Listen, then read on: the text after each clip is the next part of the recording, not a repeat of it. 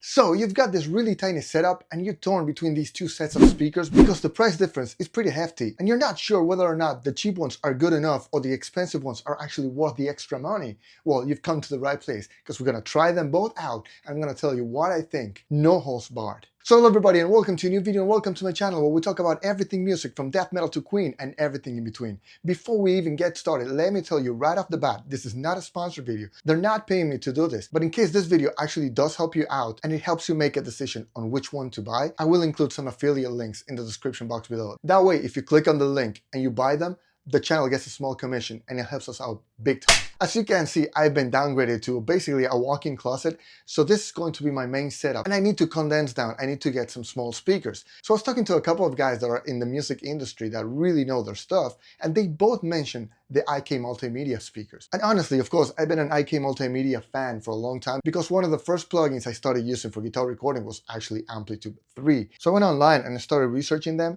and I noticed that they have a couple of models that actually piqued my interest. One of them is the iLoud micro monitors and the other one is the iLoud micro monitors Pro. So I didn't really know what the difference was, but I did notice that the Pro ones are a little bit bigger and also a little bit more expensive. So I said, you know what, let me get in touch with my friends at Sounds. And I asked my friendly rep, hey, what would you recommend for a situation like this? I've got this really tiny office that I'm turning into a home studio for the time being, and I am between these two. And he told me, Pat, don't worry about it. I'll send both of them out to you so you can try them out and then just return whichever you don't want to keep. So yeah, thanks, Billy. Anyway, I've got both of them here and I'm going to go ahead and unbox both of them and we're going to compare them both to see if the tiny ones are any good, if they're good enough to keep, or if you really need to go for the pros. All right, so we'll get started with the iLoud micro monitors. They sent me the white ones because that's what they had in stock, but honestly, they look really cool, at least in the box.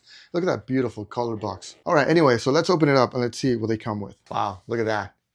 They look slick. They look awesome. I expected them to be a lot bigger than they are. They're very tiny. I don't suspect we're gonna get a lot of bass out of these, but you know, that's probably a good thing for a situation like this. And from what it says in the box, it's actually a 3-inch speaker with a tweeter and it's 50 watts RMS.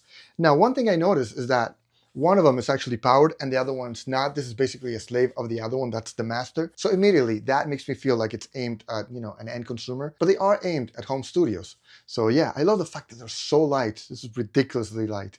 Very, very light. Okay, so you get volume control, you do get a Bluetooth. So yeah, that makes me feel like it's something for you to listen to music with rather than mixing and mastering and tracking. But then again, if you're looking at this price point, you're probably not doing a lot of mastering. You've got 3 switches. One of them says flat and desk. The other one says flat and high filter plus 2 dB. And then the last one says flat and low filter minus 3 dB. You get a connector that connects this speaker to the right speaker. So the left one is going to be the master. You've got the DC input. So you got an input on only one of them. So this powers the second one, which can be a cool thing.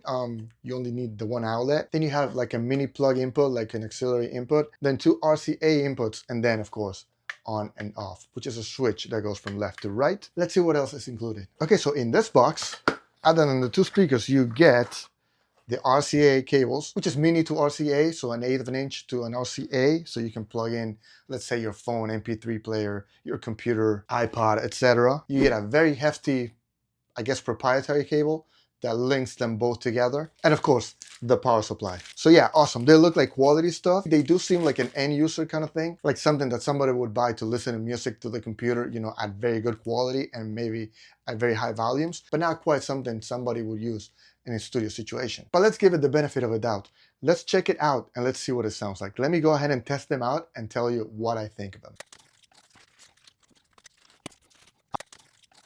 So when I was setting these up, I noticed the fact that, you know, it's not a deal breaker, but they do come with the RCA input. And of course, like I mentioned before, they do come with this cable right here, which is a mini plug to, you know, RCA. But since I am going to be using it in a studio situation, I do need something better than this. My actual interface does not have a mini output. It does have a headphone output, but it's not really what I want to do. So if you don't have one of these laying around, you're going to need something like this.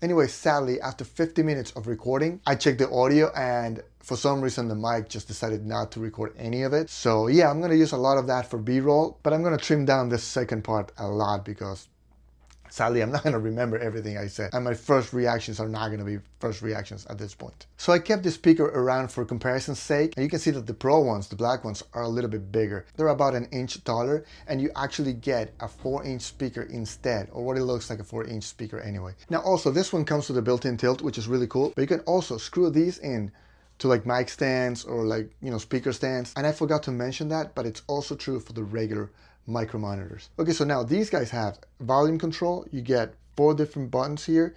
One for them is to calibrate. The other one is the high pass filter, which you can actually lower or raise. Same with the low pass filter. And then you have a 4th one, which you can set to 50 hertz or 80 hertz. On this one, you have a USB input because you have to connect it to the computer to calibrate it.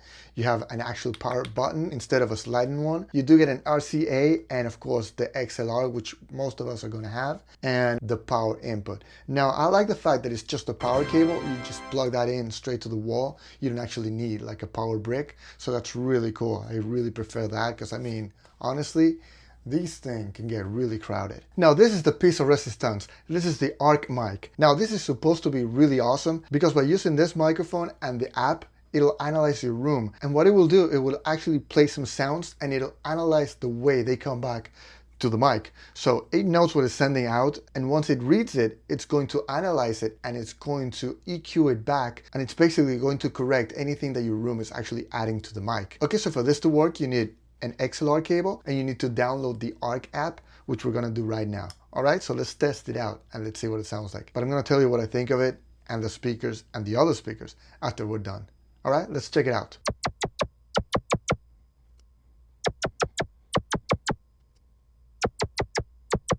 Okay, so as you saw, I just calibrated the room. So basically the way it works is very simple. All you gotta do is just connect the ARC microphone to the app. You'll need to enter the serial number to the app so that it unlocks the ARC application. And then once you download the app, you gotta connect the speakers via USB to the computer, and then it starts calibrating. What you have to do is hold the mic steady at your ears level. And what it does, it just makes a noise, like 3 times out of each speaker, and it depends on the position. So it does like 3 on the left, 3 on the right, then 3 on the far left, 3 on the far right, and so on and so forth.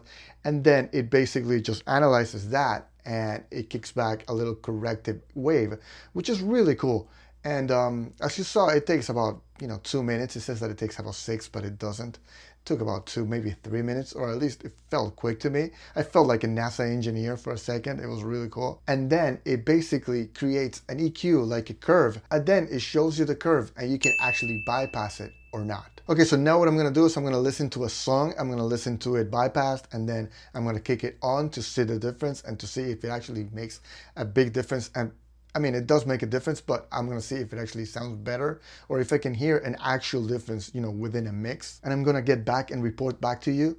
So yeah, I'm gonna listen to this song, which I know is very high def, and it's got a lot of layers and a lot of, instrumental layers and vocal layers. So yeah, if you wanna check it out for yourself, it's David Gilmour's On an Island off of the Remember That Night DVD, which actually features Crosby and Nash as well. So yeah, really cool stuff to listen to. Let's check it out. Okay, so moment of truth, I'm gonna start off with the iLoud micro monitors, and there's nothing wrong with them. Honestly, for the price, they're great. They sound great. They're very tiny, but they are loud, and I mean loud. I couldn't even set my interface to over 50% of its loudness because it was really loud. I mean, the volume at 50% in here was plenty loud. It was too loud, if anything. So yeah, I had to turn it down to like 45, maybe 40%, because I mean, I was just blasting my ears off for no reason. So I'm sure it's going to be loud enough for most environments, in the home studio environments anyway. But yeah, I mean, I love the fact that it comes with a built-in tilt, so you can actually, get it off of the desk a little bit, and so that it doesn't transmit all of the low end to the furniture. And also it can point at your ear a lot better. It can hit your ears a lot better. So yeah, ultra compact, very light, pretty awesome. I gotta tell you, I wasn't really sure about these because, it just looked like an end user thing, with the Bluetooth stuff and the fact that one of them is connected to the other. I mean, on paper, it kind of sounded cheap, but that's not the case at all. The 3-inch speakers deliver, and it just sounds great. Honestly, they sound really good. But now, if I am being honest and you can afford it, get the Pros. The Pros are just that much better. They sound better. They give you a lot more headroom. I mean, honestly, they're very, very loud. So even at 35%, they were as loud and maybe even louder than the other ones. So you get a lot of headroom. So if you need to be loud, you can definitely be loud. But at lower volumes or even at the same volume, they just sounded a little bit better. The bass sounded, it had a little bit more oomph. Also, the tweeter had a little bit more of that crispy, textured sound. So apples to apples, I do prefer the Pros. But really the true kicker is the Arc mic, which I was totally skeptical about. But man, it makes a difference. It's subtle, but it definitely makes a difference. I really like the fact that you can actually bypass the app so you can compare and see what it's actually doing. So with the thing bypassed, it sounded great, honestly. I couldn't really tell you that it sounded bad or that anything was off.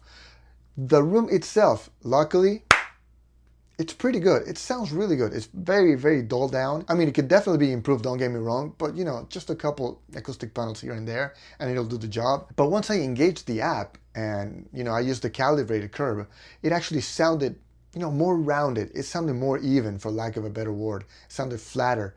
So I could really hear the bass a lot better. It was a lot punchier and somehow it sounded louder than before, but it was just, in your face. It just cut through the mix a lot better. Also the vocals, definitely the vocals. Vocals sounded a lot better, especially when the Crosby and Nash vocals came in. It just sounded fuller and better. And also, it was a little bit crisper. There's something, to that top end that just sounded better. And the snare, it sounded flatter, I guess. It sounded darker, but, it cut through the mix and it just sounded fuller and just, overall better. So yeah, if you've got, a bad behaving room, I would definitely recommend that you get the Arc mic and that you calibrate your room. So yeah, if you can afford it, get the pair with the mic, because I just checked and the mic itself retails for like 79 bucks. So if you get the whole bundle, then you get the best deal. Anyway guys, I really hope you guys enjoyed the video. Please drop me a like if you did. Drop me a comment in the comment section down below. Let me know what you think of these. And of course, if you are on the fence about getting either one of these, and because of this video you decide to get them, please don't forget to use the affiliate links in the comment section below. Also, let me know in the comments if you want to see some more videos like these. I'll tell you, they're pretty fun, but I am not looking forward to what's next. And there's two awful parts when it comes to recording these videos. One of them is putting everything back together neatly so that I can send it back. And then second, the fact that they leave and I don't have them anymore. And third, editing. I hate editing.